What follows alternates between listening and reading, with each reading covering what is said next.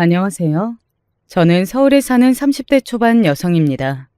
최근에 저에게 정말 큰 사건이 하나 있어서 이렇게 사연을 쓰게 되었네요. 물론 없었으면 더 좋았을 일이지만 그래도 인생에 큰 공부를 했다고 그렇게 생각 중입니다. 얼마 전까지 저는 예비 신부였습니다. 였다는 말을 보면 아실 수 있겠지만 지금은 그 결혼이 깨졌고요. 아마 제 이야기를 들으시면 이런 기구한 사연을 가진 예비 신부도 있을 수 있구나 하실 거예요. 지금은 저도 어느 정도는 마음을 치유했으니 들으시는 분들은 재밌게만 들어주시면 될 것 같습니다. 그러면 제 이야기를 한번 시작해 볼게요. 남자친구와 저는 지인의 소개로 만났습니다.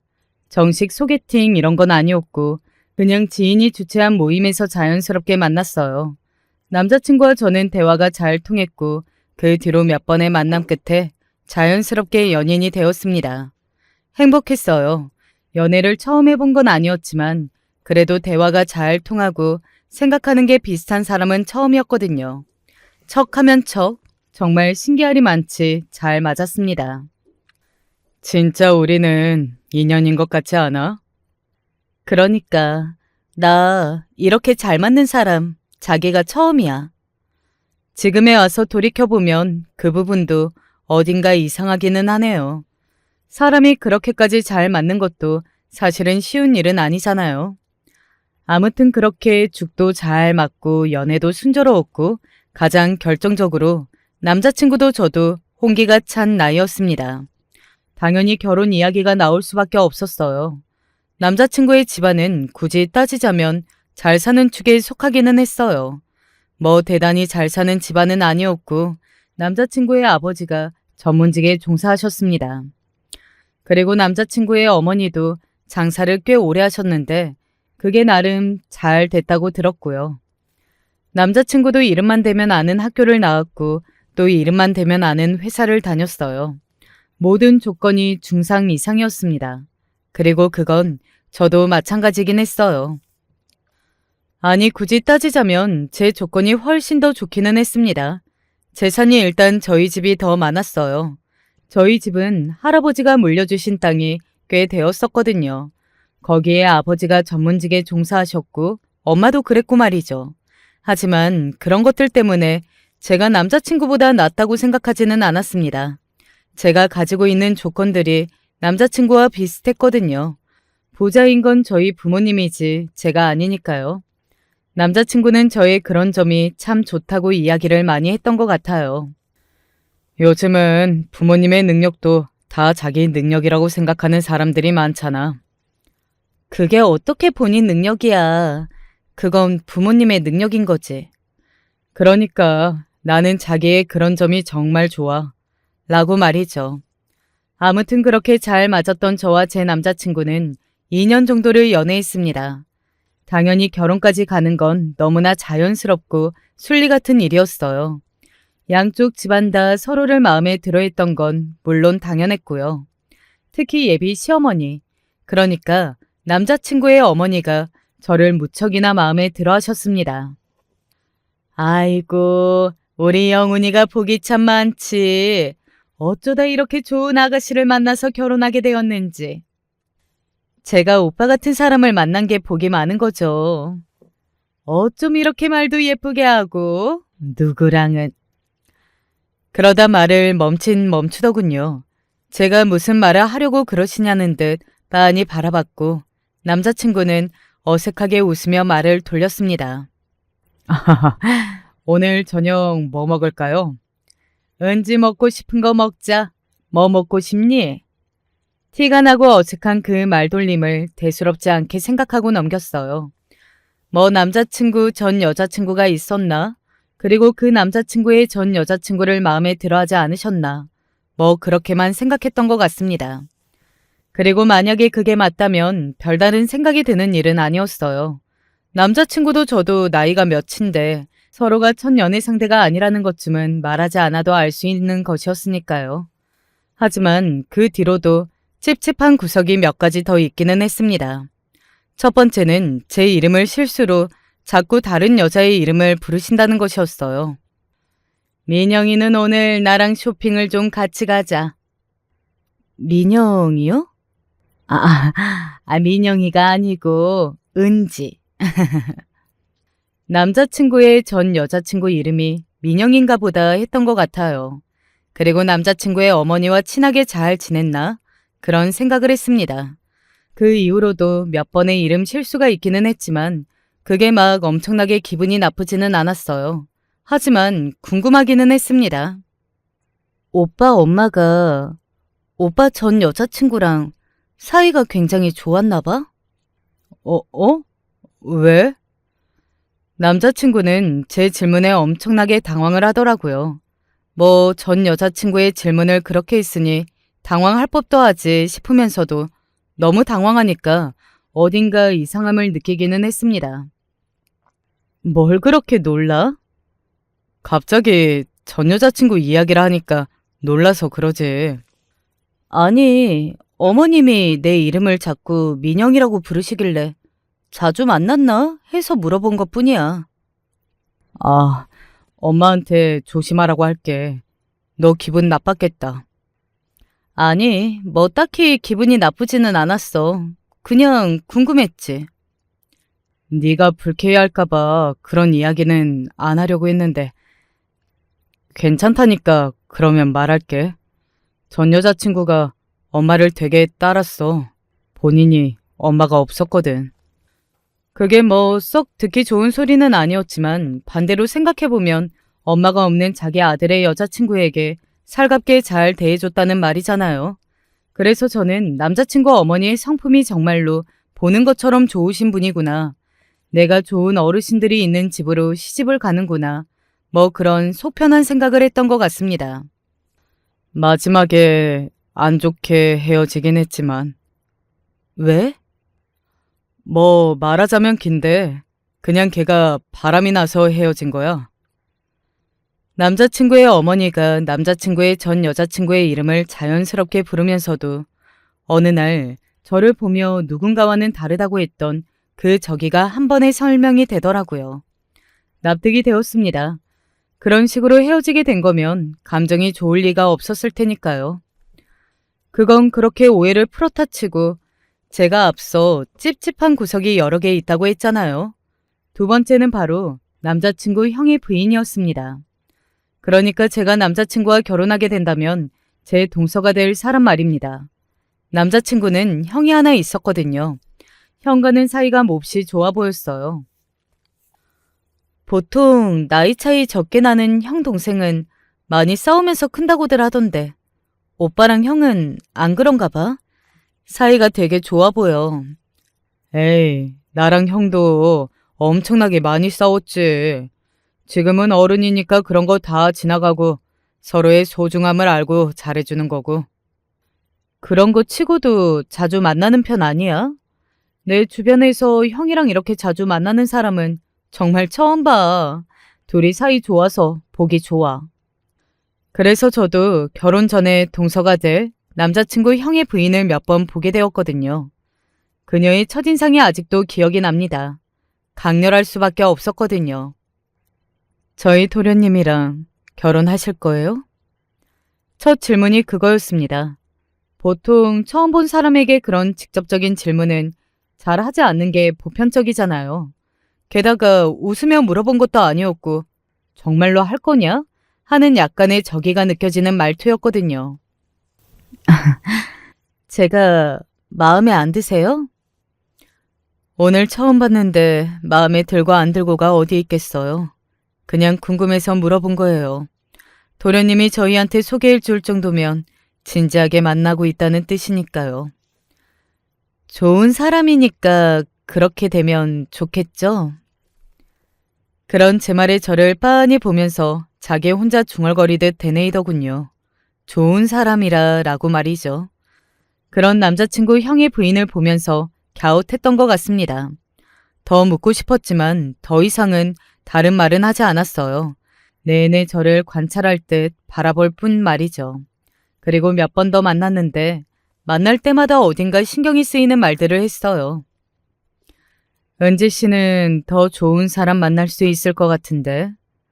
우리 도련님 대체 어디가 그렇게 좋아요? 결혼은 진짜 신중하게 생각해야 하는 거예요. 뭐 이런 말입니다. 어딘가 저를 마음에 안 들어하는 것 같았지만 말만 보면 제가 더 아까우니 이 결혼은 천천히 생각해보는 게 좋을 것 같다. 뭐 그런 말을 해주는 것도 같잖아요. 그래서 찝찝한 마음이 들 수밖에 없었어요. 마지막으로는 남자친구의 태도에 있었습니다. 결혼을 본격적으로 준비를 하면서부터 연애할 때와는 다른 모습의 남자친구를 몇 번 보게 되었거든요. 언제나 다정하고 말을 부드럽게 하는 사람이라 좋았는데 어느 날은 버럭 소리를 지르더군요. 아니, 이 집은 내가 싫다고 했잖아. 왜 내 말을 무시해? 아니, 무시한 게 아니고 그냥 후보에 이것도 둔 것뿐인데. 근데 오빠 지금 나한테 소리 질렀어? 내가 여기 가자고 우긴 것도 아니고 그게 그렇게 버럭할 일이야? 큰일도 아닌 일로 욱해서 버럭하는 일이 몇 번 있었어요. 그럴 때마다 남자친구는 자신이 요즘 일이 많아 예민하다며 바로 저에게 사과했습니다. 저도 처음에는 그럴 수 있다고 생각했어요. 실제로 남자친구가 그쯤에 회사 일이 바쁘기도 했고 왜 결혼을 준비할 때면 남자고 여자고 다 예민해진다고 하잖아요. 물론 어딘가 쎄한 느낌이 들지 않았다면 그건 거짓말이겠지만 그래도 크게 문제 삼을 일은 아니었어요. 하지만 처음으로 그 결혼에 확신이 없어지게 되었던 순간이 있기는 했습니다. 아, 진짜 뭐 이렇게 쉽게 되는 게 하나도 없는 건지. 까다롭기는 더럽게 까다로워요. 스트레스 받아 죽을 것 같아. 네 성격에 엄청나게 많이 참고 있는 것 같기는 하다. 그러니까 말이다. 성질 같아서는 그냥 확.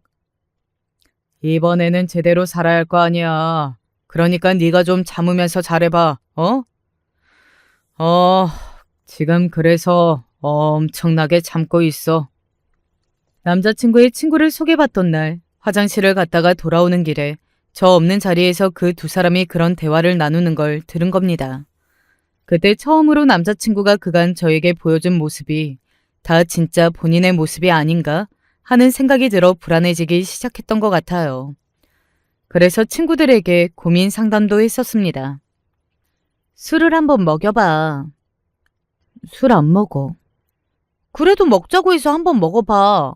술 들어가면 본 모습 나올 거 아니야. 안 먹는 사람을 어떻게 억지로 먹여. 안 좋아한다는 것도 진짜인지 어떻게 알아? 네가 의심하는 것처럼 본 모습이 따로 있는 사람이라면 그 모습을 안 보여주려고 일부러 술 싫어한다고 할 수도 있는 거지. 친구의 그 이야기를 듣고 보니 남자친구에게 꼭 한번 술을 먹여봐야겠다는 생각이 들기는 하더라고요. 그래서 아버지에게 부탁했습니다. 남자친구를 불러다 술을 먹여보라고 말이죠. 저희 아버지가 그러자고 하면 거절할 수 없을 테니까요. 그렇게 아버지와 남자친구는 술자리를 가졌습니다. 그리고 남자친구는 절제하려고 했지만 자꾸 술을 권하는 아버지를 거절할 수 없어 술이 만취가 되었어요. 자기야, 나 자기한테 정말 미안해. 뭐가? 아니, 내가 자기를 버리고. 어? 뭘 버려? 아니, 그게 아니고. 오빠. 야, 시끄러. 왜 소리를 질러. 이걸 그냥 확.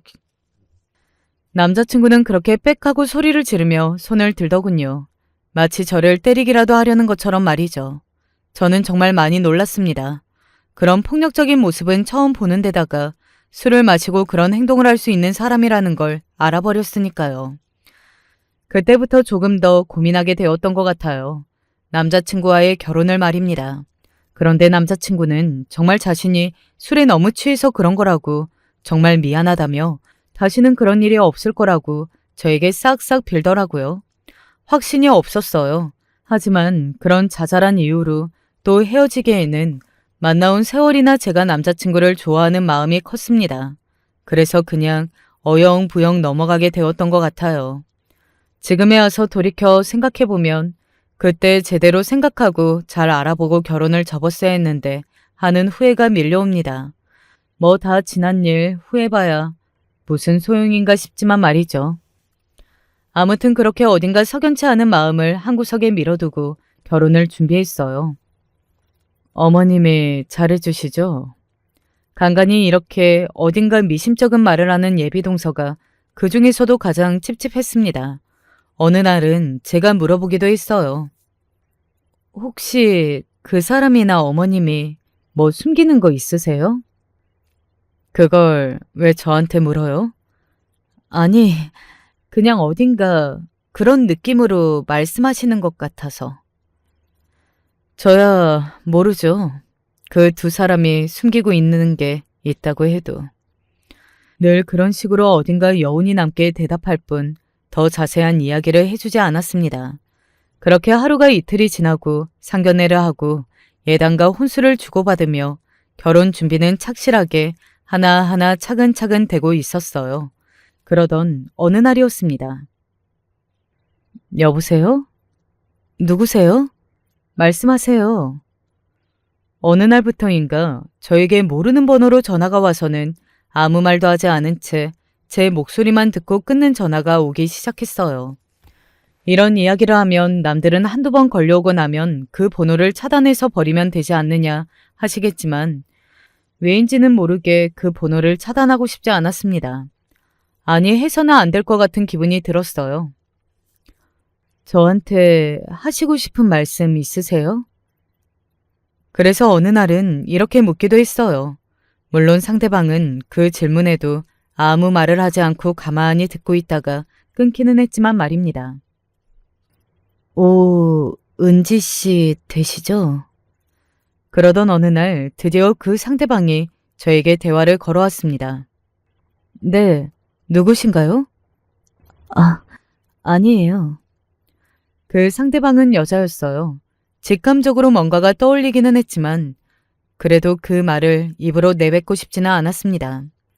제가 내뱉으면 그게 정말이 될 것 같은 그런 불길한 기분의 말입니다. 그 이후로 그녀에게서 전화가 걸려오지는 않았어요. 그게 결혼식 일주일 전쯤일 겁니다. 그렇게 굉장히 찝찝하고 뭔가 해결을 하나도 하지 못한 것 같은 상태에서 결혼식 날 아침이 밝았어요. 행복해야 할 신부의 얼굴에 어딘가 근심과 걱정이 가득해 보였나 보더라고요. 부모님이 이렇게 말씀을 하셨거든요. 행복해야 할 신부 얼굴이 이게 뭐야? 내 얼굴이 뭐? 너무 어둡잖아. 원래 결혼식 날 신부들 기분이 싱숭생숭하다고들 하잖아요. 그 정도가 아니라 죽상을 하고 있으니 그렇지. 네가 좋아서 하는 결혼인데 누가 보면 어디 도살장에 끌려가는 줄 알겠어. 그 순간 완전히 후회했습니다. 그 누구보다 행복해야 할 신부가 마치 도살장에 끌려가는 얼굴을 하고 앉아있다는 게 말이 안 되잖아요. 이 결혼은 하지 않아야겠다는 생각이 밀려 들어오기 시작했어요. 완전히 후회가 될 것 같다는 걸 직감적으로 알았습니다. 하지만 당일 아침이었어요. 그런 생각을 했다 하더라도 모르게에는 너무나 먼 길을 돌아온 상태였습니다. 저는 하루라도 일찍 그 결혼을 그만두게 하지 못했던 걸 후회하면서도 또 결혼식 당일의 결혼을 취소할 용기는 나지 않았어요. 그래서 정말로 끌려가는 심정으로 결혼식장으로 향했던 것 같습니다. 제가 결정하고 제가 하기로 한 결혼인데 그런 마음이 들 수도 있겠구나 했던 것 같아요. 신부 표정이 왜 이래? 그러니까 너 벌써 울어? 친구들도 그렇게 한마디씩 다 할 정도였으니 제가 어지간히 표정이 좋지 않기는 했던 것 같더라고요. 그때였어요. 결혼 축하드려요. 누군가 모르는 얼굴이 저에게 쓱 하고 다가와 그렇게 이야기했습니다. 결혼식에는 워낙 많은 사람이 오고 가고 그리고 제 지인뿐 아니라 부모님의 지인 그리고 얼굴 한번 제대로 보지 못한 먼 친척들까지 다 오잖아요. 그래서 모르는 사람이 와서 인사를 해도 그런가 보다 했었는데 그 사람은 그냥 지나칠 수가 없었습니다. 이 목소리, 바로 그 목소리였거든요. 내내 말없는 전화를 걸어오다가 일주일 전에 제 이름을 확인했던 그 목소리 말입니다. 그 사람의 목소리라는 걸 알아채고서는 잡으려 했지만 그녀는 이미 저에게 그런 인사만 전한 채 신부 대기실을 나간 다음이었어요. 제가 자리에서 벌떡 일어났습니다. 드레스 모양이 망가지니 일어나지 말라는 헬퍼와 대체 무슨 일로 그러냐고 팔을 잡는 친구들에게 막혀 이도저도 하지 못한 채로 멍하니 서 있을 수밖에 없었습니다. 그때부터 이 결혼식장에서 도망치고 싶다는 생각이 온 머릿속을 지배했던 것 같아요. 아이고, 내가 이렇게 예쁜 신부는 평생 처음 본다. 처음 봐. 어머니, 벌써 며느리를 너무 예뻐하시는데요? 너무 예쁘지 않니? 나는 정말로 우리 며느리라서 하는 말이 아니고 너무 예뻐 죽겠다. 오늘 온 친척들도 신부 사진 보고 나보고 하나같이 어디서 저런 예쁜 며느리를 봤냐고 하지 않니? 제가 복이 많죠. 그래, 네가 아니, 은지한테 잘해라. 알겠지? 네, 저는 자신 있죠. 순간 남자친구도 남자친구의 어머니도 그 민이라는 말에 움찔하는 게 느껴졌지만 또다시 그냥 웃으며 넘기더군요. 그냥 넘어갈 수 없어서 뭔가를 말하려 했던 때였습니다. 누군가가 제 손목을 잡는 게 느껴졌어요. 예비 동서였습니다. 일단 지금 말고요. 저에게 그렇게 작게 속삭이더군요. 그러면서 손에 뭔가를 쥐어줬습니다. 저는 그걸 가만히 쥐고 있었어요. 그리고 이제 식을 올릴 시간이 다 되었다며 남자친구와 남자친구의 어머니는 자리를 떴습니다. 예비 동서인 남자친구 형의 부인은 계속 제 옆에 있었고 말이죠. 저는 그들이 나가고 예비 동서가 저에게 지어준 종이를 가만히 펴봤어요. 그건 사진이었습니다. 그리고 사진 속에는 남자친구와 어떤 여자, 그리고 한 3살 정도 되어 보이는 아이 하나가 있었어요. 사실 그 사진을 보는 순간 알았어요. 그들이 무슨 관계이고 또 이 사진을 저에게 지어준 예비 동서가 저에게 무슨 말을 하려고 하는지 말입니다. 나도 이렇게 늦게 말하게 돼서 정말 유감이긴 한데 참고 또 참았는데 모르는 척 넘어가 보려고 했는데 도저히 그럴 수가 없겠더라고요. 그건 정말로 내 양심이 허락을 못해요. 게다가 오늘 이분 봤어요. 제가 떨리는 목소리로 사진 속의 여자를 가리켰습니다. 조금 전에 저에게 결혼 축하한다는 말만 하고 사라진 그 휴대폰 너머로 들려왔던 그 목소리의 주인공. 이분이 민영 씨인가요? 네. 사실 저는 어느 정도는 예감했던 것 같아요. 물론 다리에 힘이 풀려 그 자리에 주저앉기는 했지만 말입니다. 그리고 물론 둘 사이에 아이가 있을 거라는 것도 예상하지 못했던 일이기는 했지만요. 이 아이는 오빠 아이인가요? 네. 식구들 다 알고 있는 사실이에요? 네, 미안해요. 어이가 없어서 말이 안 나오더라고요. 어떻게 다들 알고서 그렇게 모르는 척할 수 있었던 건지 말입니다. 이렇게 큰일을 말이죠. 이건 그냥 숨긴다고 그냥 넘어가고 숨겨지고 넘어갈 수 있는 일이 아니잖아요. 아이가 있는데요. 그녀가 말해준 내용은 이랬습니다. 민영 씨가 고아였어요. 당연히 어머님은 마음에 안 들어 하셨고요. 그래도 아이는 가졌으니 어쩔 수 없이 결혼을 허락하기는 했는데 마지막에 마지막까지 혼인신고는 하지 말라고 했더라고요. 그러다 도련님 마음이 변했고요. 그 여자는 쫓겨났다고 했습니다. 갈 곳이 마땅치 않아 남자친구가 원룸을 얻어줬다고 하더군요. 사람이 사람을 그런 식으로 대하면 안 되는 거잖아요. 제가 분노로 몸이 떨려올 지경이더군요. 그러면 저를 만날 때도 이 여자분이 그 집에 있었다는 말이네요? 그쵸. 연애 초반 때까지는요. 시어머니가 은지 씨 이야기 듣자마자 쫓아냈으니까. 아이와 함께 쫓겨났다고요. 어디 갈 곳도 의지할 곳도 없는 여자를, 그것도 자신의 아이를 낳고 또 자신의 손주를 낳은 여자를 말입니다. 남자친구와 그의 어머니에게 순식간에 정이 떨어졌어요. 아니, 순식간에 증오가 밀려올 정도였습니다. 사람을 그렇게 대하는 것도 대한 거지만 저를 사람 하나를 완전히 등신을 만든 거잖아요. 이 민영 씨라는 분은 이 모든 걸 참고만 있는 거예요? 민영 씨가 정말 순하고 착한 사람이에요. 그래도 한때 사랑했고 모든 것이었던 사람인데 어떻게 그 사람의 인생을 망치냐고. 그리고 자기는 자기 아이를 가지게 된 것만으로도 만족한다고요. 그분은 밝힐 생각이 없다고 오늘도 진심으로 축하를 전하기 위해 온 걸 거라고요. 어떤 마음으로 이 결혼식장에 왔고 또 어떤 마음으로 저에게 축하한다고 말했을지 저는 상상조차 되지 않더라고요. 일찍 말 못해줘서 미안해요. 사실 나도 오늘 아침까지 고민했는데 오늘 식장에 온 민영 씨를 보니까 도저히 그냥 묻고만 갈 수는 없겠다 싶어서. 남자친구 형의 부인으로서도 말하기 쉽지 않기는 했을 거예요. 그 사람은 이미 가족이잖아요. 자기 남편의 동생의 일이었고 자칫 잘못하다가는 자기 시어머니나 자기 남편에게도 굉장히 질타를 받을 수 있는 일이었고 말입니다. 아니에요.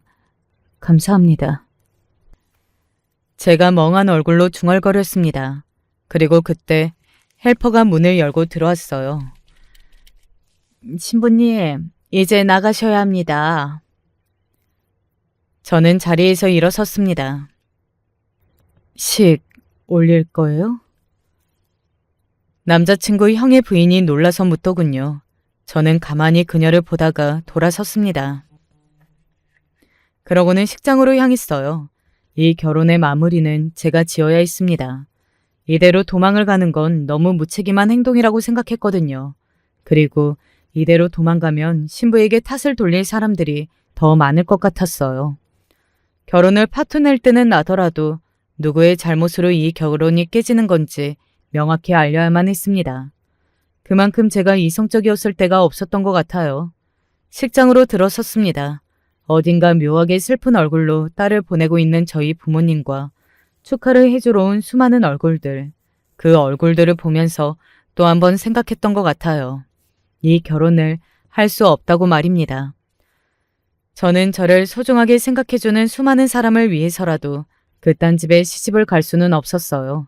아버지의 손을 잡고 입장을 하는 내내 그 생각만 했던 것 같습니다. 그리고 남자친구의 손을 잡으려 하는 순간 그 얼굴과 눈이 마주쳤어요. 민영 씨. 제가 작게 그 이름을 중얼거렸습니다. 남자친구는 제가 무슨 말을 한 건지 못 알아들은 것 같더라고요. 뭐 그 이름이 그 순간에 제 입에서 나올 거라는 걸 단 한 번도 상상조차 해본 적이 없었을 테니 더더욱 그 이름을 못 알아듣기는 했을 겁니다. 저희는 주례가 따로 없이 둘이 함께 혼인 서약서를 읽기로 했거든요. 그러려면 마이크가 필요하잖아요. 그 순간을 생각하고 있었습니다. 새삼 그렇게 식을 올리기로 한 걸 다행이라고 생각하면서 말이죠. 그리고 도우미분이 저와 남편에게 마이크와 서약서를 건네줬어요. 먼저 남편이 혼인 서약서를 읽기 시작했습니다. 내용은 남편으로서 아내를 사랑하고 신뢰를 깨지 않도록 노력하겠다는 그런 말도 안 되는 헛소리들이었어요. 이미 다 깨진 신뢰를 생각하니 저도 모르게 헛웃음이 나오기는 하더라고요. 그리고 드디어 제가 마이크를 잡았습니다. 저는 오늘 이 자리에서 중대한 이야기를 하나 하고자 합니다. 남자친구가 의아한 눈으로 저를 바라봤어요. 서약서에는 적히지 않은 멘트였으니 당연히 놀랄만 하기는 했습니다. 하지만 저는 그런 남자친구 쪽으로는 시선을 두지 않은 채 이야기를 이어갔어요. 오늘 바쁜 시간 내셔서 이 자리에 와주신 가족, 친인척 여러분께 너무 죄송한 말씀을 드려야 할 것 같네요. 하객석에서 지금 무슨 소리를 하려고 저러는 거야? 하는 웅성임이 들려왔습니다. 그리고 남자친구가 가만히 제 팔을 잡았어요. 그리고는 말했습니다. 아주 많이 당황한 얼굴이었어요. 아직도 그 얼굴이 생생하게 기억이 나네요. 그 등신같이 어벙한 얼굴 말입니다. 자기, 그게 무슨 소리야? 무슨 소리긴 무슨 소리야. 내가 이 결혼 없겠다는 소리지. 그 순간 아주 잠깐 식장 안에 정적이 흘렀습니다. 그렇게 많은 사람이 모여 있는데 누군가 딸꾹질을 하면 그 소리도 선명히 들려올 만큼의 정적이었어요. 자기, 무슨 말을 하는 거야? 왜 이래? 남자친구가 놀란 얼굴로 그렇게 되물었고 그 순간 식장의 정적은 깨졌습니다. 지금 저 신부가 무슨 소리를 하는 건지, 이거 몰래카메라인지 웅성거리는 소리가 사방에서 들려왔어요. 물론 그 와중에는 흥미진진하다며 카메라를 드는 하객도 있었고 말입니다. 그야말로 난리가 난 겁니다. 너는 지금 저 얼굴을 보고도 그런 말이 나오니? 저는 그렇게 이야기하며 식장 어느 한쪽을 손으로 가리켰습니다. 그곳에는 그녀가 서 있었어요. 바로 민영이라는 이름을 가진 남자친구의 아이의 엄마 말입니다. 제 손끝에 누가 있는지를 확인한 남자친구의 얼굴이 새하얗게 질려갔습니다. 그리고 그건 남자친구의 어머니도 마찬가지였어요. 남자친구의 어머니는 그녀가 식장에 와 있다는 사실도 그때 처음 알았던 것 같더라고요. 전현이 여기는 왜? 라고 말하며 뒷덜미를 잡은 걸 보면 말입니다. 자기야, 은지야, 그게 아니라 일단 내 말부터 들어봐. 네 말? 무슨 말? 너한테 자식이 있다는 말? 식만 안 올렸지 사실혼 관계였던 네 아이까지 낳은 여자가 있다는 말? 나랑 연애하는 동안에도 사실은 계속 같이 살고 있었다는 말? 대체 무슨 말? 제가 마이크에 대고 그 말을 끝낸 순간 다시 한번 장내는 정적이 흘렀습니다. 다들 놀랐던 거예요. 사실 결혼식장에서 신부가 그런 폭로를 하기 시작했는데 놀라지 않을 사람들이 어디에 있겠느냐마는 내용이 충격적이기는 했잖아요.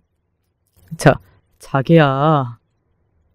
자기야라고 부르지 마. 내가 왜 네 자기니, 어?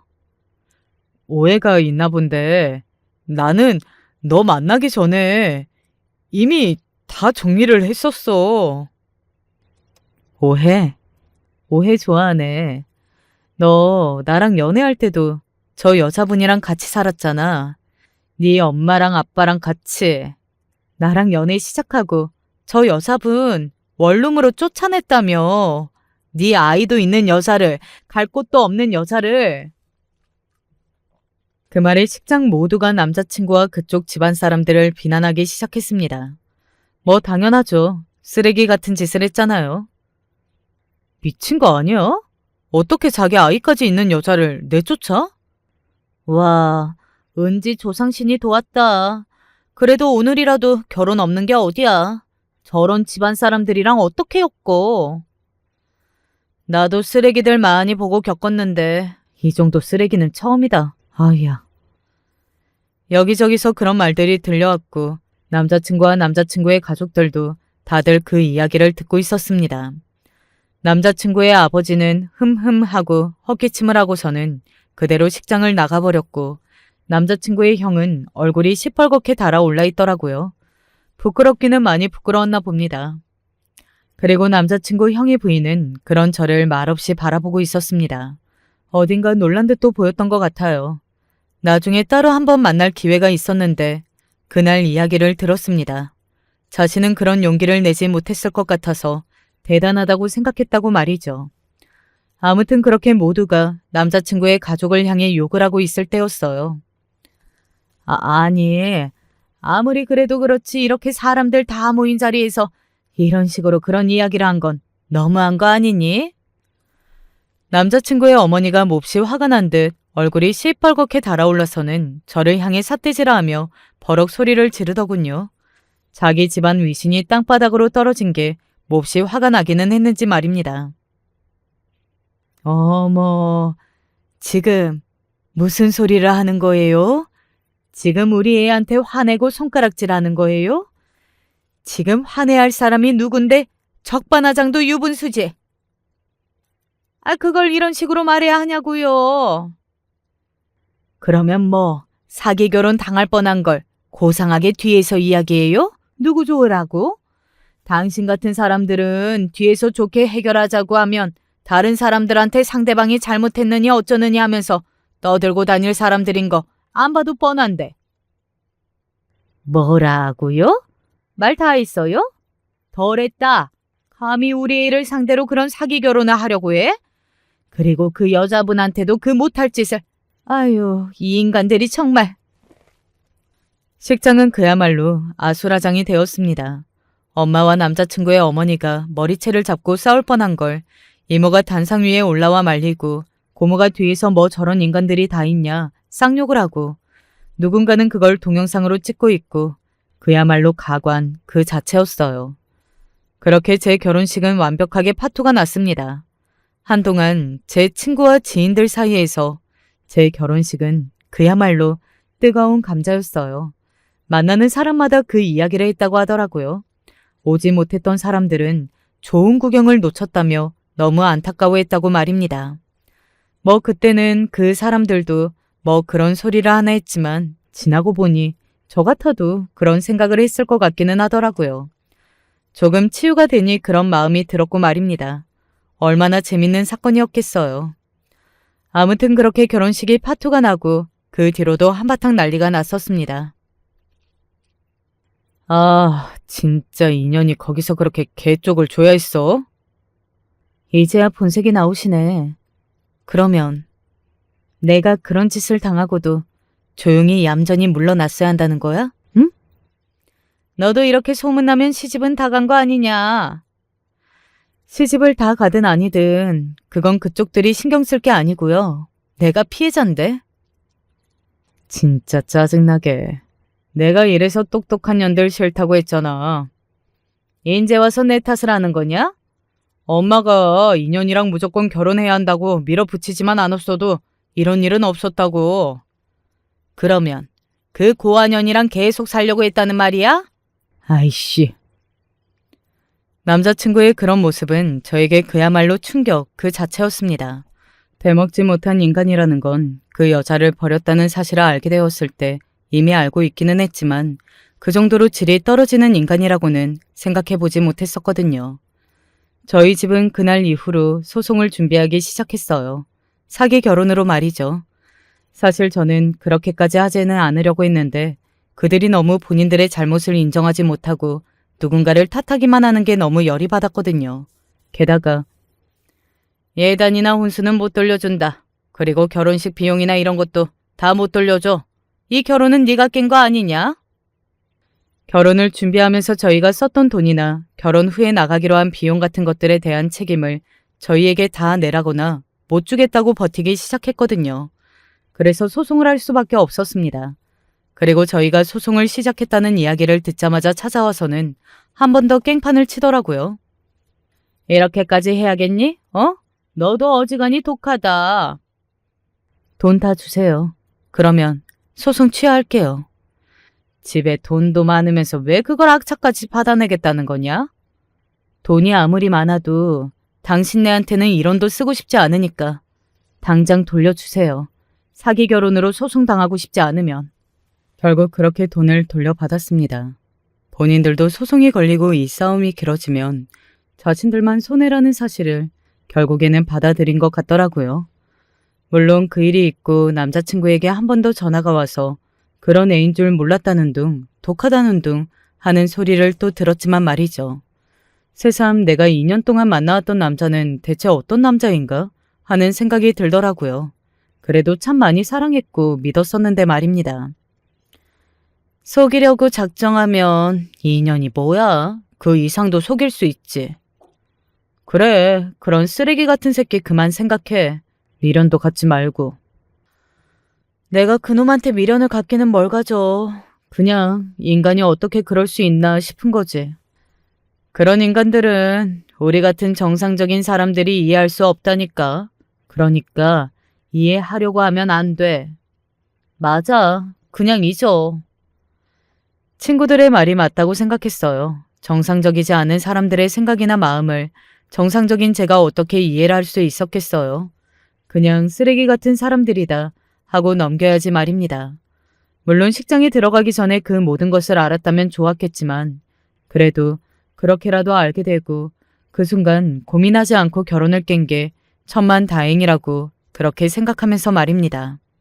그러던 어느 날이었어요. 한번 뵙고 싶습니다. 그 민경이라는 여자분, 그러니까 남자친구와 함께 살았고 남자친구의 아이까지 낳았으며 그날 식장까지 왔었던 그분이 저에게 만나고 싶다고 연락이 왔습니다. 거절할 수 없었어요. 그래서 그 자리에 나갔습니다. 그날 그런 식으로 폭로한 거 죄송합니다.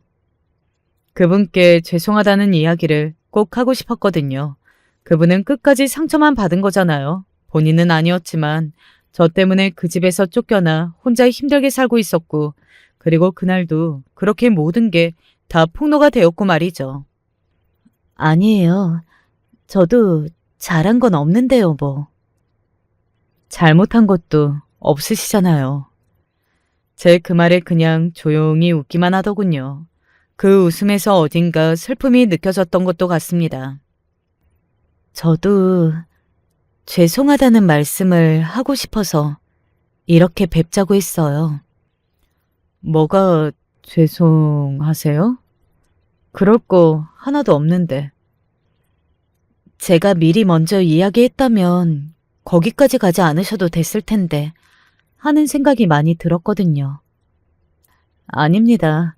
그 자식이 나쁜 놈이지. 잘못한 거 하나도 없으세요. 제 그 말에 그녀는 조용히 고개를 떨궜습니다.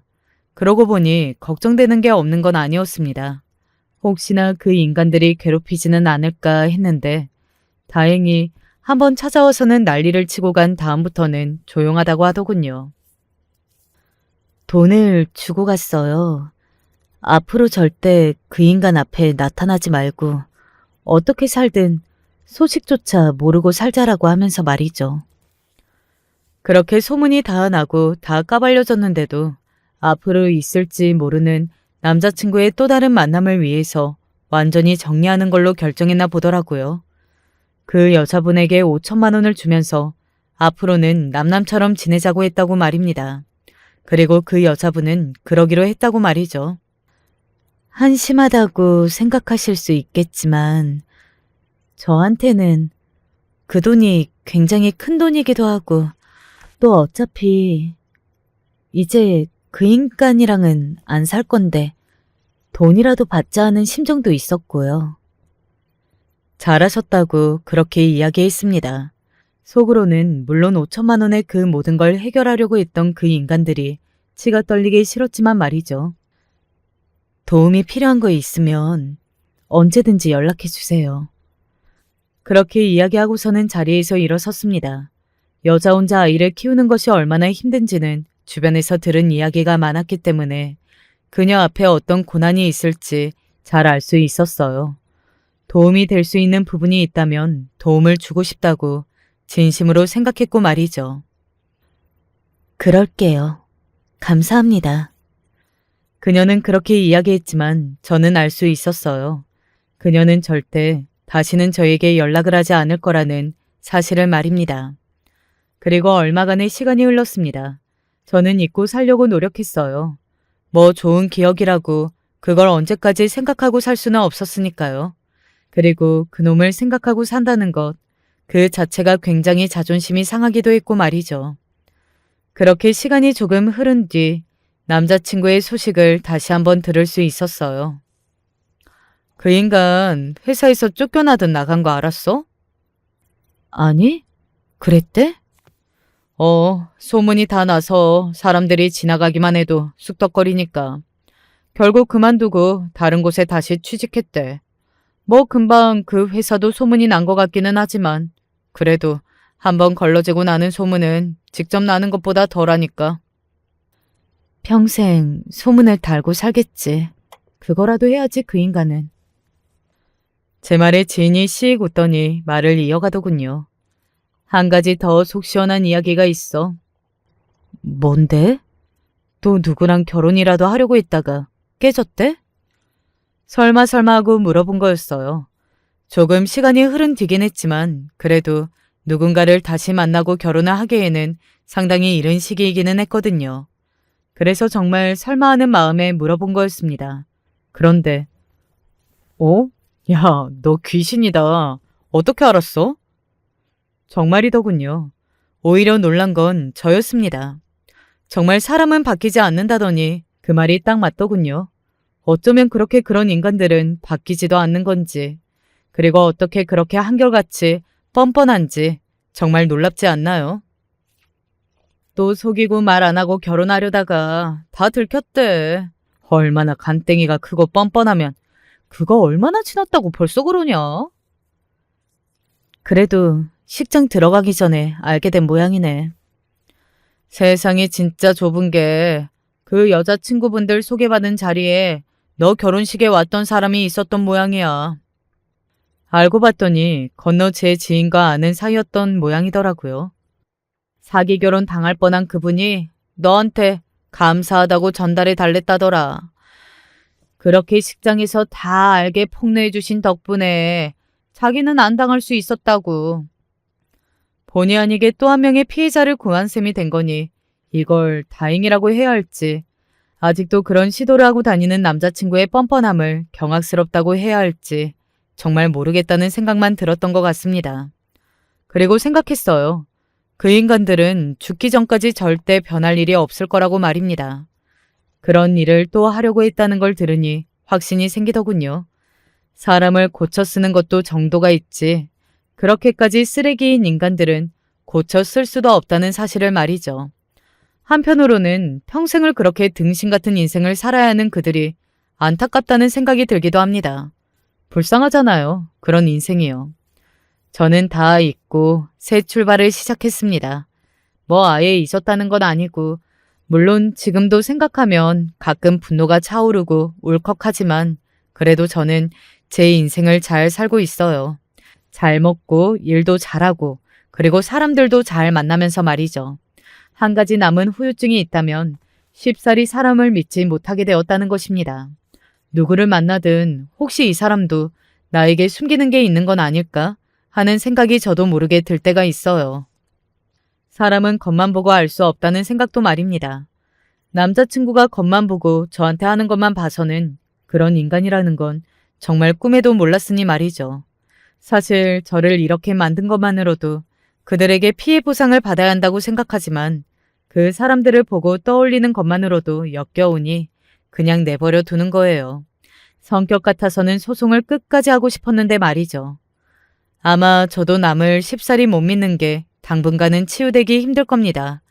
그런 큰일을 겪고 단 한 번에 괜찮아지는 것도 사실 말이 안 되는 일이기는 해요. 그래도 저는 금방 괜찮아질 겁니다. 제 곁에는 저에게 좋은 영향을 주는 좋은 사람들이 많으니까 말이죠. 그놈과는 달라요. 그리고 그놈과 그 집 식구들은 자신들의 과거를 계속 숨기려고 노력하면서 또 누군가에게 거짓말을 계속 해댈 겁니다. 그런 삶이 과연 끝까지 행복할 수 있을까? 지켜질까? 저는 절대 아니라고 생각해요. 거짓으로 만든 것들은 금방 다 무너질 수밖에 없으니까 말이죠. 그들은 절대 원하는 걸 갖지 못할 거예요. 그리고 그게 그들이 받게 될 가장 큰 벌이고 말입니다. 제 이야기는 여기까지입니다. 길다면 길고 짧다면 짧은 이야기였네요. 이야기를 처음 시작할 때는 이 긴 이야기를 언제 다 해드리지? 막막한 마음이 조금 있었는데 이야기를 끝낼 지금은 오히려 너무 빨리 끝낸 게 아닌가 싶기도 합니다.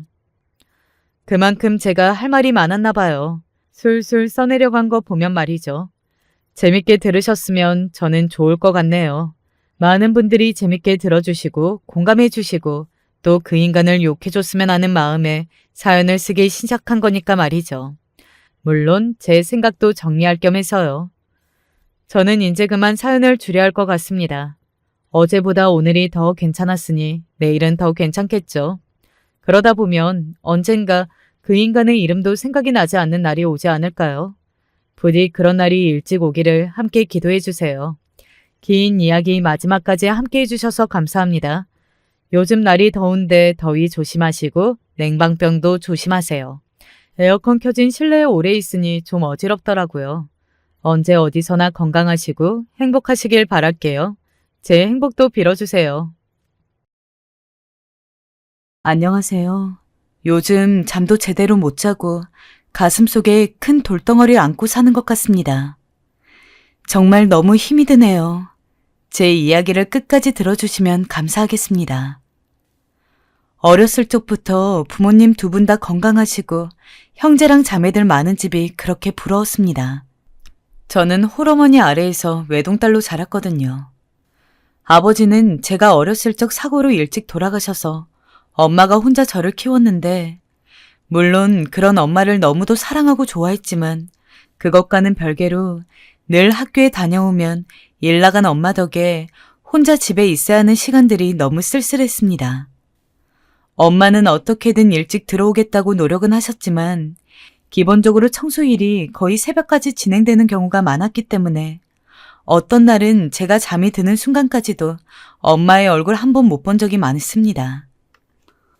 엄마, 나 혼자 있느라 힘들었어. 그랬어? 미안해, 우리 딸. 엄마가 오늘 일이 많았어. 그럼 오늘은 일찍 들어올 거지? 그럴게. 우리 딸. 엄마가 너무너무 미안해. 아빠라도 있었으면 이런 일이 없었을 텐데. 엄마는 항상 그런 제게 너무도 미안해 하셨어요. 그래도 엄마가 절 먹여 살리기 위해 그 고단한 노동을 하신다는 걸 알았기에 저는 어린 나이에도 마냥 떼쓰고 칭얼거릴 수가 없었어요. 하지만 그 때문인지 나중에 커서 연애를 하고 그럴 때도 웬만하면은 형제가 있고 남매 있는 집안의 사람이랑 만나는 게 좋더라고요. 꼭 결혼할 게 아니라고 하더라도 오래 사귀다 보면 가족들을 보게 되는 경우가 종종 있었는데, 가끔 연애하면서 유독 더 긴밀한 관계를 지니었던 남자친구들과는 그 남자친구의 형제나 남매까지 함께 껴서 여행도 가고 어디 놀러 다니기도 했는데 그런 기억이 너무 좋았습니다. 단둘이서 하는 데이트보다 더 기다려질 정도로 말이죠. 지금의 남편과 결혼을 결심하게 된 것도 남편이 누나 한 명과 여동생이 한 명 있는 세 남매의 둘째였기 때문이었습니다. 다른 집이라면 시누이들이 시집살림 시킬 거라고 기함하며 결혼을 무르는 것도 불쌍하겠지만 연애할 당시 시누이 둘 다 만나봤는데 그냥 친구처럼 너무 편하고 대화 한마디라 하더라도 계속해서 웃음꽃이 피고 그러더라고요. 남편과 5년 정도 사귀었고 시누이들을 만나게 된 건 아마 남편과 연애한 지 2년쯤 되던 해였을 텐데, 그 이후로도 저희 둘이 데이트 약속을 잡은 날에도 심심하면 시누이 둘을 불러서 함께 놀고는 했습니다. 네가 왜 우리 성훈이 같은 사람이랑 사귀는지 안 믿겨. 우리 민정이 이렇게나 이쁘고 똑똑한데 말이야. 그래도 얼른 성훈이랑 결혼해서 한 가족 됐으면 좋겠다. 동생 쪽도 애교 많고 평소에 언니 하면서 잘 따르는 편이었지만 특히 저는 형님에게 더욱더 정이 많이 갔어요. 제가 사람이랑 어울리는 걸 좋아하면서도 조금은 낯을 가리는 편인데 제가 어색해할 때마다 형님이 늘 주도해서 분위기를 풀어줬고 평소에 저 생각난다면서 어디 여행 가면 화장품 사다 주시고 옷도 선물해 주시고 그만큼 일상생활 중에서도 저를 굉장히 생각해 준다는 티가 많이 나는 분이었습니다. 이거 민정이 너한테 어울릴 것 같아서 사봤어. 부담 갖지 말고 받아. 언니, 저번에도 선물 받았는데 나도 오늘 준비할 걸 그랬네. 자꾸 받기만 하는 것 같아요. 아니야, 잘 써주기만 해줘. 게다가 엄청 어른스러운 성격이라 제가 남자친구에게도 차마 얘기하지 못하는 고민이 생길 때면 언제나 형님에게 가서 상담을 했는데 그럴 때면 형님은 제 고민을 마치 자신의 고민인 것처럼 진지하게 생각해주고 그에 대한 조언을 해주셨습니다. 자매가 없는 제게 친언니 같은 사람이었어요. 만약 지금이라도 친언니가 생길 수 있다면 형님이기를 바랄 정도로요. 하지만 남편은 저와 형님이 친하게 지낼 때마다 이런 의미심장한 말을 하곤 했어요. 자기야, 근데 나중에 우리 누나 정체 알더라도 너무 놀라지 마. 정체를 안다고? 내가 모르는 게 있어? 우리 누나 당신이 아직 모르는 면이 많아. 아무튼 나와 결혼하면 누나도 자주 보게 될 텐데 너무 놀라지 말라고. 그때 눈치를 챘어야 할까요? 허나 이미 전 그때 형님의 좋은 면만이 보였을 때였어요. 형님은 제가 닮고 싶은 면들이 너무 많았어요. 사실 당시 남자친구였던 남편과 결혼을 조금 더 진지하게 고민을 하게 된 것도 남편의 누나와 여동생이 저에게 너무 잘해주었으며 제 개인적으로 생각하기에도 참 좋은 사람이라는 판단이 들었기 때문이었어요. 결혼을 하더라도 계속해서 지금처럼 지낼 수 있을 것 같았고 설사 싸우는 일이 있다 한들 금방 풀고 다시 사이좋은 가족이 될 수 있을 듯 했다고 해야 할까요? 하지만 사실 이런 좋은 시누이들이 있다 하더라도 시부모는 다른 문제잖아요. 시부모님을 뵙기 전에 어찌나 긴장이 되던지. 오빠 어머님 아버님이 나 마음에 들어 하실까? 그래야 할 텐데. 당연하지. 걱정하지 마. 우리 엄마 아빠 너 만날 날만 기다리고 있어. 남편의 위로를 받으며 떨리는 마음으로 시댁에 들어갔는데 역시나 시아버지와 시어머니도 너무 좋으신 분들이었습니다. 어떻게 저한테 이렇게 시댁복이 몰빵이라고 해도 과언이 아닐 정도로 가득한지 아무리 사고라고 할지라도 아주 어릴 때부터 아버지 없이 살았다는 건 남편 부모님 입장에서 절대 좋게 보기는 힘들 텐데 두 분은 오히려 저희 엄마를 칭찬하시면서 민정이도 어릴 적부터 고생 많았을 텐데 이렇게 씩씩하게 잘 자랐다니 아주 대견하네. 좋은 어머니 밑에서 자라서 그런지 품행도 바르고 라며 제게 아버지가 없는 것쯤은 아무런 흠이 아니라는 것처럼 말씀해 주셨습니다. 그렇게 저희 엄마 그리고 시부모님과 다른 시댁 식구들의 축복을 받으면서 저와 남편은 33살의 나이에 결혼을 하게 되었습니다.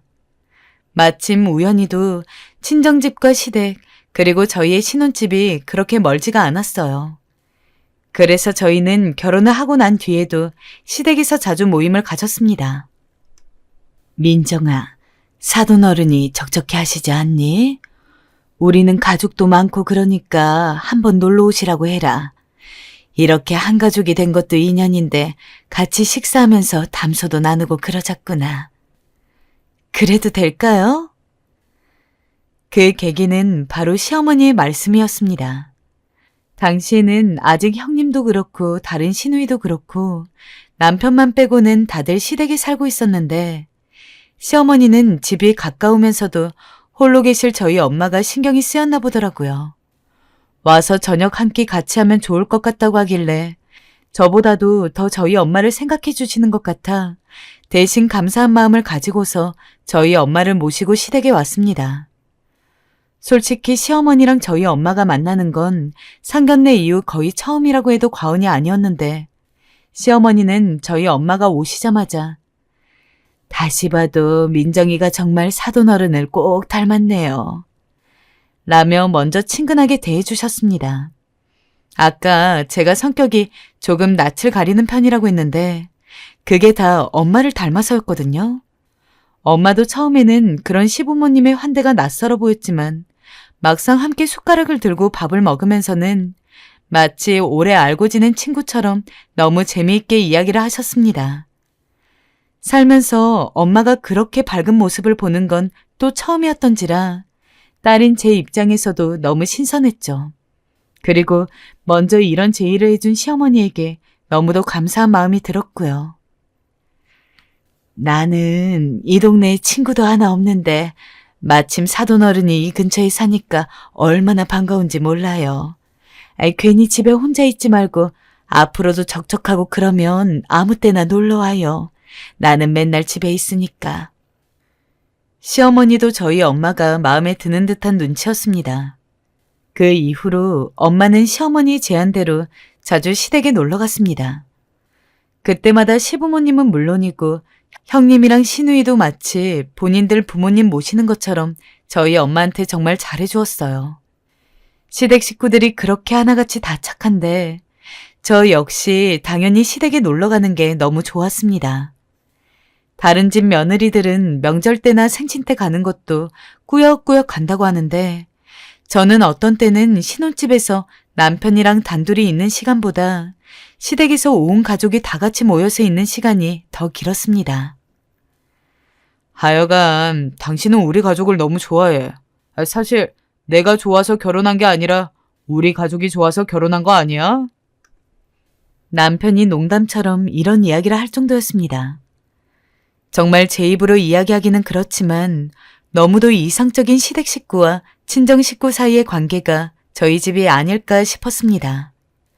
날이 따뜻해지면 함께 여행도 가고 좋은 일, 슬픈 일 있으면 먼저 서로에게 연락해서 축하받고 위로받고 비록 저희의 결혼으로 인해서 맺어지게 된 관계이기는 하지만 아마 저희 시댁 식구들이나 저희 엄마도 그냥 일반적인 사돈관계는 아니었다고 생각합니다. 마침 시부모님이랑 저희 엄마랑 나이도 한두 살 차이밖에 안 났고 저희 엄마도 형님이랑 시누이를 대할 때 마치 친딸인 저를 대하는 것처럼 매일 예쁜 선물도 사다 주시고 가끔은 용돈도 주시고 했거든요. 하지만 그렇다고 모든 것이 좋았던 건 아니에요. 제가 가장 좋아했던 형님 말입니다. 결혼하고 가까워져서 보니 막상 그간 몰랐던 점들이 하나둘씩 알게 되었는데요. 형님이 알고 보니 미신을 좀 잘 믿으시는 분이었더라고요.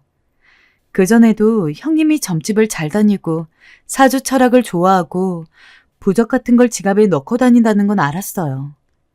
그런데 생각보다 그 정도가 지나칠 때가 있더라고요. 문지방 밟으면 복 나간다는 말이 있잖아요. 형님이 그걸 굉장히 믿은 나머지 문지방을 밟지 않기 위해 조심조심 다니셨거든요. 이것도 형님 본인만 그러시는 게 아니라 형님이 다른 식구들한테도 조심하라고 어찌나 닥달하시는지. 너 거기 밟았잖아. 얼른 씻고 와. 언니 괜찮아. 우리 언니 또 그런다. 언니 이제 이런 미신을 안 믿을 때 되지 않았어? 그만해. 그만하게? 빨리 씻고 와야 조금이라도 정화된다니까? 너 그 복나간 발로 돌아다닐 거야? 시험도 앞두고 있다며. 이런 식으로 다른 시누이에게 닥달하는 것은 물론이고 저에게도 예외는 없었어요. 제가 문지방을 밟을라 치면 큰 소리로 잠깐! 하시는 바람에 깜짝 놀란 적이 한두 번이 아니었죠. 어머님, 형님이 원래 미신을 잘 믿으세요? 그래, 저뿐만이 아니야. 같이 사는 내내 얼마나 피곤했는지 모른다.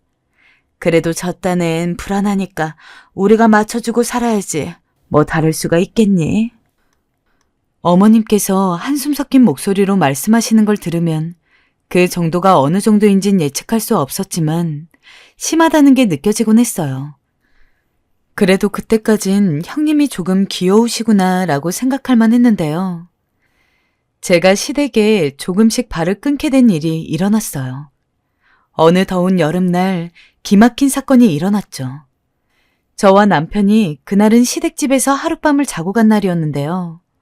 놀다 보니 시간도 이미 지나 있었고 어머님도 자고 가시는 걸 은근히 바라시는 것 같길래 남편과 집에서 가져온 미니 선풍기를 틀고 잠에 들었습니다. 그런데 갑자기 어디선가 비명소리가 들리는 거예요. 불이라도 난 줄 알고 깜짝 놀라 일어났는데 그건 다름 아닌 형님의 목소리였고 형님은 아직 잠든 남편의 볼을 찰싹찰싹 때리면서 일어나라고 재촉하고 있었어요. 일어나라고. 얘 봐. 숨을 안 쉬는 건가? 민정아, 우리 성훈이 숨 안 쉬는 거니? 누나, 무슨 일이야? 너 선풍기 틀어놓고 자면 어떡해? 죽을 뻔했잖아, 이놈아. 못 살아, 내가. 그러다 형님은 바닥에 앉아 목을 놓아 울기 시작했고 저는 당황스러움을 금할 수 없었어요. 형님의 울음소리에 온 가족이 다 깨어났고 무슨 일이냐며 저희 방으로 모여들었는데 선풍기를 보고 이미 무슨 일인지 알겠다는 듯 한숨을 푹 내쉬고 있더라고요. 성은아, 선풍기 틀고 자면 죽는 거 미신이라니까. 아휴, 민정아, 많이 놀랐지? 애가 저걸 믿어서 우리 집엔 선풍기란 선풍기는 다 채워놓았는데 네가 그걸 들고 왔는지 몰랐다. 미안해 여보. 우리 누나가 저걸 아직도 믿어. 미신 아니라니까? 너희 정말 죽을 뻔했다고. 민정이 너 어쩜 그렇게 조심성이 없니? 네가 지금 우리 성훈이까지 다 죽일 뻔했잖아. 심지어 형님은 화가 난 나머지 생전 제게 모진 말 한 적이 없으시던 분이 얼굴까지 벌개져서 저를 공격하시더라고요. 정말 여러모로 당황스러운 날이었습니다. 도대체 왜 저러시는 건지 저로선 이해하기 힘들었죠. 그 후로도 형님은 저에게 전화를 해서 선풍기 틀고 자지 말아라, 그럼 죽는다 하는 말들을 하시곤 했어요. 그것도 한두 번도 아니고 하루에 5번 이상 안부인 사람을 전화해선 그런 소리를 해대니 저도 피곤하지 않을 수가 없었어요. 남편은 이미 포기한 듯 했어요. 제가 피곤하다 하니까 남편은 자기도 이미 다 겪은 일이라며 그냥 맞춰주고 살 수밖에 없다고 하더라고요. 민정아, 내가 그냥 하는 소리가 아니야. 다 과학적인 근거가 있는 얘기란 말이야. 사람들이 아직도 이걸 믿는 데는 다 이유가 있어. 형님, 제가 TV에서 봤는데 그거 거짓말이라고 밝혀졌다 하는데요. 제가 그 프로그램 영상을 보내드릴까요? 아니라니까? 너 왜 이렇게 고집을 부리니?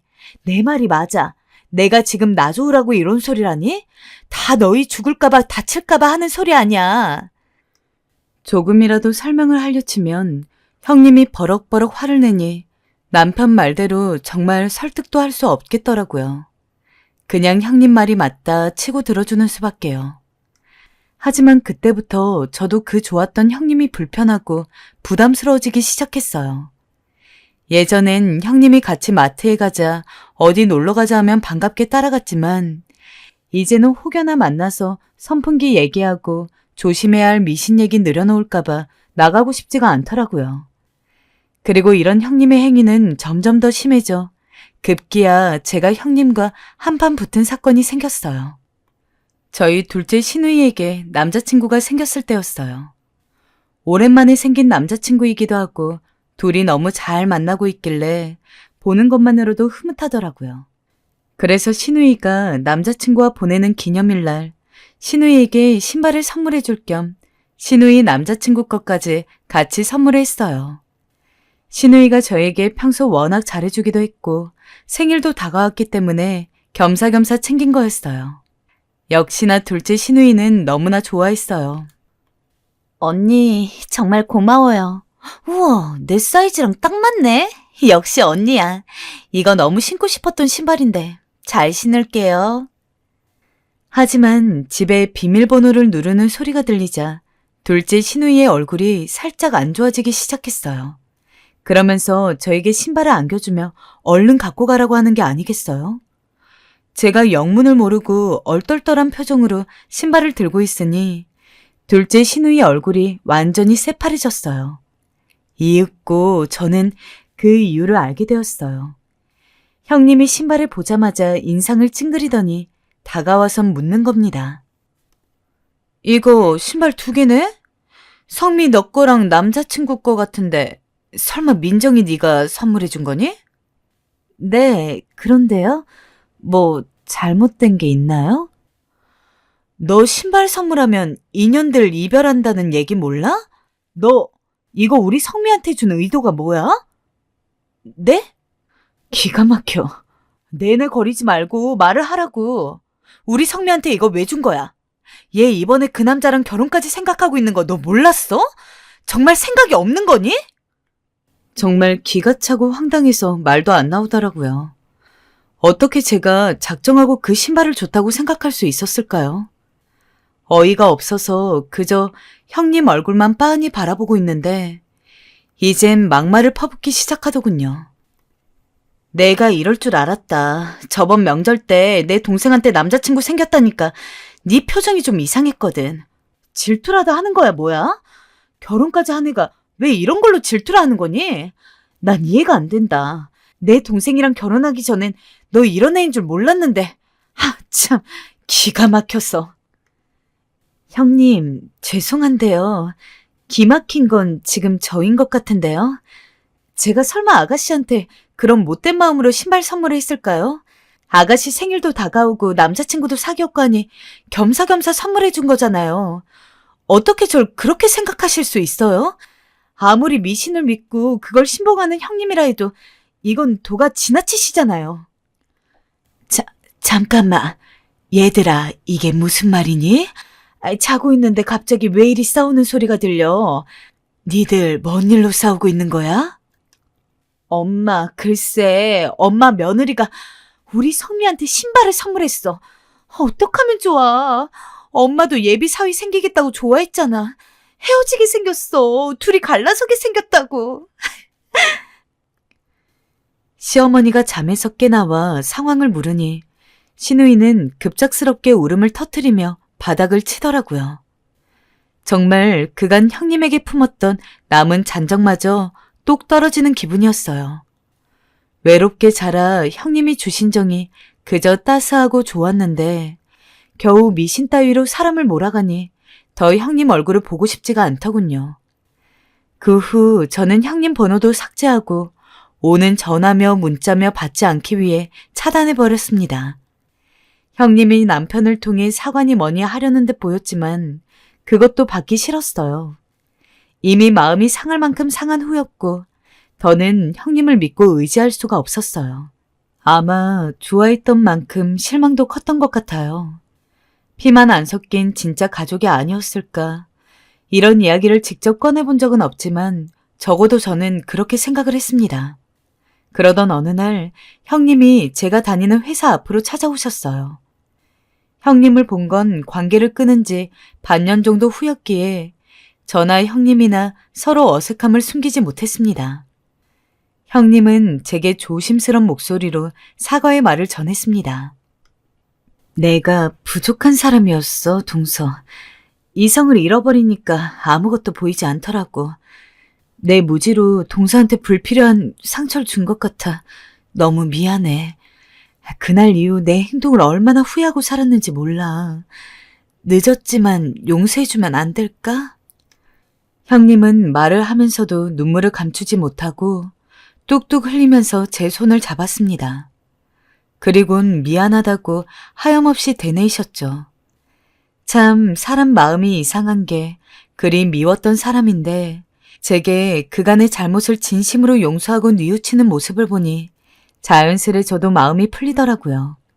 결국 그날은 형님과 저 둘 다 술 한 잔 걸치며 그간의 속 얘기를 하고 기분 좋게 헤어졌습니다. 저와 형님의 화해를 가장 좋아하셨던 건 시어머니였어요. 어머님은 제가 형님과 화해했다는 소식을 듣자마자 전화하셔선 잘했다고 너그럽게 받아줘서 고맙다는 말씀을 전하셨어요. 형님은 그 후로 제게 말 한마디 행동 하나도 조심하시려 했어요.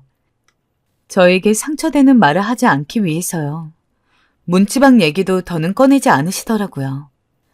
그런 형님의 변화에 저도 마음이 많이 풀렸고 가족들끼리 모이는 시간도 점점 늘어났죠. 그렇게 형님의 노력으로 전보다 더 돈독하고 평화로운 관계를 유지하며 저는 아이를 2명 낳았고 육아에 집중하고 있었습니다. 그리고 이 평화로운 관계가 깨지게 된 건 제가 40줄에 들어섰을 때였습니다. 그때는 저희 어머니나 시부모님이나 손주 보는 재미에 푹 빠져 있었죠.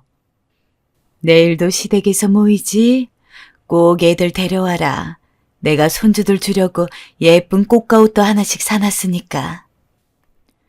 분명 그때도 평소처럼 엄마와 인사를 하고 헤어져서는 집에 들어와서 잠을 잤을 뿐인데 평소 시댁에 가기 전 늘 연락을 하던 엄마가 그날따라 아무런 연락이 없더라고요.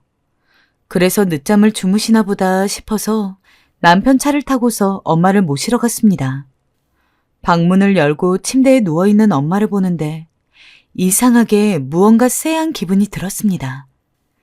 급하게 다가가서 엄마 몸을 힘껏 흔들었지만 엄만 다시는 깨어나지 않았죠. 제 비명소리에 놀란 남편이 저를 따라 급하게 들어오는 소리가 들렸지만 그쪽으로 얼굴을 돌릴 여력도 없었습니다. 내가 지금 꿈을 꾸고 있는 건 아닌지, 내가 지금 맞닥뜨리고 있는 상황이 정말 현실인지 믿을 수 없었고 믿고 싶지 않았습니다. 불과 어제까지도 웃는 얼굴로 만나서 헤어졌던 엄마가 어떻게 하룻밤 사이에 그렇게 돌아가실 수가 있습니까? 경황이 없는 저를 대신해서 남편이 119에 연락을 해서 구급차를 불렀고 그렇게 무슨 정신이었는지도 모르게 병원에 가서 엄마가 돌아가신 원인이 심근경색이라는 이야기를 들었습니다. 저희 엄마 평소 아픈 곳 하나 없던 분이셨어요. 나이에 비해 정정하셨는데 어떻게 이럴 수가. 엄마.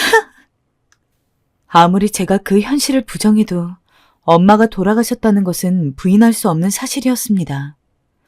하룻밤 사이에 마음의 준비는커녕 아무런 예상도 못한 상황에서 엄마를 떠나보내야 했던 저는 정말 말 그대로 정신이 나간 상태에서 일상생활을 보냈습니다. 장례식장에서야 꾸역꾸역 버텼지만 화장도 하고 납골당에 엄마를 모셔놓고 나니 정말 제 인생 자체가 전부 텅 빈 것 같더라고요. 사랑하는 남편과 아이들이 있는 상황에서 책임감 없는 이야기일 수도 있겠지만 적어도 그 당시에는 대체 엄마도 돌아가신 마당에 제가 왜 더 살아가야 하는지를 이해할 수가 없었습니다. 아무리 불러도 돌아오지 않는 엄마 이름만 수없이 부르다가 목이 쉴 때까지 울기도 하고 어떤 때는 평소보다 기분이 괜찮아서 밝은 얼굴로 밥을 먹고 있었는데 갑자기 제 의지도 아닌 눈물이 툭툭 떨어진 적도 있었습니다. 게다가 그렇게 더 힘들었던 이유는 장례식장에 남편을 빼고 제 시댁 식구들이 단 한 명도 오지 않았던 것에 있습니다. 그 당시에는 저도 엄마 잃은 일 때문에 뭘 생각할 겨를이 없었어서 그렇게 크게 신경 쓰지 않았는데 나중에 시간이 좀 지나고 다시 생각해보니까 이상하더라고요. 그렇게 진짜 가족 마냥 친하게 지냈던 시댁 식구들이 저희 엄마 장례식에 안 오다니요. 그뿐만이 아니었습니다. 늘 자매처럼 지내던 시누이와 형님도 저희 엄마 장례식을 기점으로 코빼기도 안 보일 뿐더러 저에게 연락을 한 번 안 했습니다. 그전에는 저보다도 더 먼저 연락을 많이 하는 게 시누이와 형님일 정도로 시도 때도 없이 문자를 나누고 전화를 하고 서로 시간이 되면 당일날 저녁에 갑자기 만나서 식사를 하고 술 한잔하는 일도 많았는데 엄마 돌아가신 지 2주 정도가 되었을 때까지도 정말 연락이 한 통 없었죠. 여보, 어머님이랑 아버님이랑 연락 안 돼? 그리고 요새 시누이랑 형님은 또 왜 이렇게 전화가 없어? 나 엄마 돌아가신 지도 얼마 안 됐는데 그렇게 우리 엄마랑 잘 지내놓고서 다들 너무하는 거 아니야? 그러게, 나도 연락이 안 돼서. 어떻게 다들 이럴 수가 있어? 시댁에서 그렇게 다 같이 즐겁게 지낸 게 무슨 꿈이었던 것처럼 아무도 저한테 전화 한 통 없으니 당연히 서운할 수밖에 없었습니다. 저는 힘든 상황에서 시댁 식구들한테 조금 더 의지도 하고 위로도 받고 싶었는데 장례식에 안 온 것도 안 온 거고 최소한 못 올 거면 직접 연락을 해서 이러이러해서 못 간 거라고 미안하다고 이야기를 하던가 아니면 적어도 장례식이 끝나고 난 뒤에 장례 잘 치렀는지 엄마를 잘 보내드렸는지 그런 걸 물어야 하는 거 아닌가요? 남편한테 하소연을 해도 남편은 그냥 사정이 있었겠지 하고 얼버무리기만 하고 제가 먼저 연락을 해봐야겠다 싶었지만 장례식이 끝나고 한동안은 엄마 짐도 정리하고 집도 처분하느라 바빠서 제대로 마음먹고 연락할 시간이 나지 않았습니다. 그리고 한 일주일가량이 더 지났을 때 최소한 형님에게는 전화를 해야 할 것 같아서 거의 한 달 반 만에 형님에게 전화를 걸었습니다. 그래, 오랜만이야. 장례는 잘 치렀어? 근데 제 전화를 받자마자 형님이 기다렸다는 듯이 저희 엄마 장례식 이야기를 꺼내더라고요. 그러면서 못 가봐서 미안하다고 솔직히 울컥했습니다. 이렇게 바로 이야기할 수 있던 거면 진즉 형님이 먼저 저한테 연락을 해서 이야기할 수 있는 거 아닌가요? 네, 잘 보내드렸어요. 이제 저도 마음 좀 추스럽고 짐도 다 정리했으니 다시 제 삶 살아야죠. 근데 형님, 왜 저희 엄마 장례식에 아무도 안 오신 거예요? 무슨 사정이 있으셨던 거예요? 그게 우리가 단체로 독감에 걸렸어. 독감이요? 미안해. 우리도 몸 추스르고 하느라 연락을 미처 하지 못했어. 미안해. 문자라도 보냈어야 하는데 엄마도 동생도 그렇고 몸이 너무 아팠거든. 솔직히 믿을 수가 없었어요. 단체로 독감에 걸렸다니. 거기다 형님의 말투는 어쩐지 평소답지 않게 어버버거렸고 목소리 넘어 얼른 전화를 끊고 싶어하는 기색마저 느껴졌습니다. 안 되겠다 싶더라고요. 제가 직접 확인을 해봐야겠다 싶었습니다. 내일이나 모레쯤 형님 한번 뵈러 오랜만에 집 좀 들를게요. 얼굴 본 지 오래됐잖아요. 아니야. 조금 더 쉬어야 되는데 뭘 굳이 나중에 와. 아니에요. 오랜만에 형님 보고 싶어서 그래요. 솔직히 형님한테 위로도 좀 받고 싶고 저도 바람 쐴 겸 밖에 좀 나가고 싶어서 그런 거니까 너무 걱정하지 않으셔도 돼요. 아니, 그게 아니라 내가 요새는 너무 바빠가지고 시간을 내기가 어려워서 다음에 오면 안 될까? 평소 형님답지 않게 말을 빙빙 돌아갔습니다. 평소 기면 기고 아니면 아닌 게 확실했던 형님이 이런 식으로 말을 돌리듯이 구는 게 처음이었어요. 역시나 이상했습니다. 일단은 형님이 계속해서 안 오는 게 좋겠다고 하길래 알겠다고 다음에 가겠다고 하고 전화를 끊었는데 서럽더라고요. 왠지 형님이 진짜로 바빠서 시간을 못 내는 게 아닌 것 같다는 생각이 들었습니다. 그래도 만약 그날만 그랬으면 잠깐 의심을 하고 말았을 거예요. 그 뒤로부터 또 일주일 뒤에 이번에야말로 형님 얼굴 한번 보겠다고 다시 한번 전화를 드렸는데 이번에는 아예 전화를 안 받더라고요. 그래서 문자로 형님 이번 주말에 한번 들리려고 합니다. 하고 문자를 남겼더니 정말 3초 만에 답장이 오는 거예요. 아직 바쁜 일이 안 끝나서 다음에 왔으면 좋겠어. 솔직히 다른 사람들이 봐도 이상한 상황이잖아요. 그렇게 친하던 형님이 정말 엄마 장례식 이후로 이렇게까지 저와의 만남을 피한다는 게 이해가 되지 않았습니다. 게다가 그렇게 오래 형님을 알아오면서 한 번도 바쁘다는 핑계대며 제가 오는 걸 말린 적이 없던 사람이었는데 아무리 생각해도 납득이 안 돼서 그날 저녁에 남편이 퇴근하고 돌아오는 걸 붙잡고서 하소연을 했어요. 여보, 형님 진짜 너무한다. 저번에도 형님이 내가 놀러 간다니까 갑자기 말을 돌리는 것 같다는 느낌이 왔는데 그때는 그래도 정말 바쁘신가 보다 하고서 애써 참아 넘겼거든? 근데 이번엔 무슨 일이 있었는 줄 알아? 내가 전화를 했는데 안 받으셔가지고 주말에 가겠다고 문자를 보냈는데 몇 초 만에 오지 말라고 답장이 오는 거 있지? 답장하면서 내 부재중 전화도 봤을 텐데 다시 전화를 거시거나 할 수 있는 거 아니야? 대체 형님, 우리 엄마 장례식 이후로 왜 이렇게 나한테 대면대면하게 구는 건지 모르겠어. 그리고 어머님, 아버님이랑 아가씨도 마찬가지고. 여보, 울지 마. 사실은 그게 당신한테 말하지 못한 게 있는데. 정말 눈물로 호소를 했습니다. 그만큼 형님이 이렇게 변한 게 제게는 큰 충격이었거든요. 제가 말을 하다가 갑자기 눈물을 뚝뚝 흘리니까 남편이 엄청 당황했습니다. 그러더니 누나가 한동안 얘기하지 말랬는데 라고 운을 띄우고는 형님이 왜 그렇게 변했는지를 알려줬죠. 그 내용은 너무 충격적이고 뒤로 넘어갈 이야기라 망치로 머리를 한 대 얻어맞은 것 같았어요. 사실 장모님 돌아가시기 한 일주일 전쯤에 누나가 임신을 했어. 자기도 알다시피 누나가 임신이 안 돼서 시험관 시술이며 뭐며 다 받았지만 매번 실패한 전례가 있잖아. 나이도 이미 40이 넘은 노산이었는데 그때까지도 아이가 생기지 않았으니까.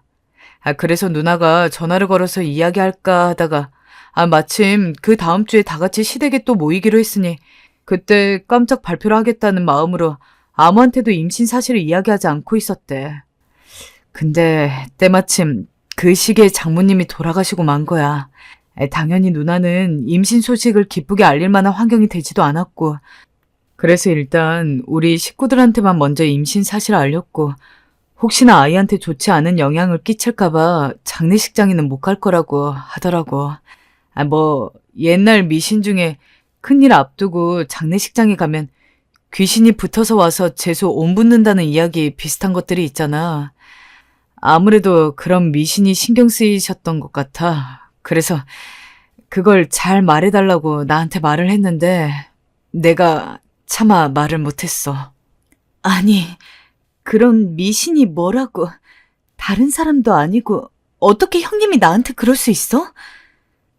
저도 형님이 미신에 미쳐있던 사람이라는 걸 머리로는 알고 있습니다.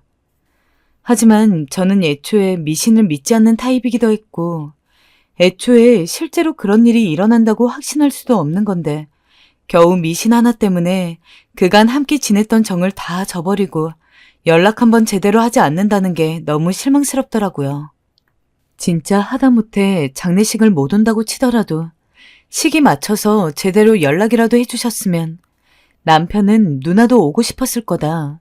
근데 아마 주변 사람들이 좀 말린 것으로 보인다며 이야기하면서 워낙 어렵게 얻은 결실이니 이해해달라더군요. 그래, 형님은 이해할게. 그럼 아가씨는? 어머님은? 형님은 그렇다 치고 대체 시부모님이랑 시누이는 왜 연락이 하나 없었던 걸까요? 그리고 형님도 장례식이 끝난 지금은 왜 저랑 안 만나려고 그러는 걸까요? 남편은 이것에 대해서도 답을 아는 눈치였습니다. 근데 그래도 비교적 선뜻 이야기했던 첫 번째와는 달리 이번에는 제가 아무리 캐물어도 이야기를 하지를 않으려고 했죠. 당신이 자꾸 이렇게 나오면 나 시부모님이랑 형님이 뭐라고 하시든 무조건 형님 집에 갈 거야. 내가 진짜 그러기 전에 그냥 당신 입으로 얘기해. 제가 그렇게까지 나서니까 남편이 그제서야 한숨을 내쉬면서 충격적인 이야기를 했습니다. 시부모님이 그랬다고 합니다. 장례식이 끝났어도 저랑 제 어머니랑 너무 각별하지 않았냐.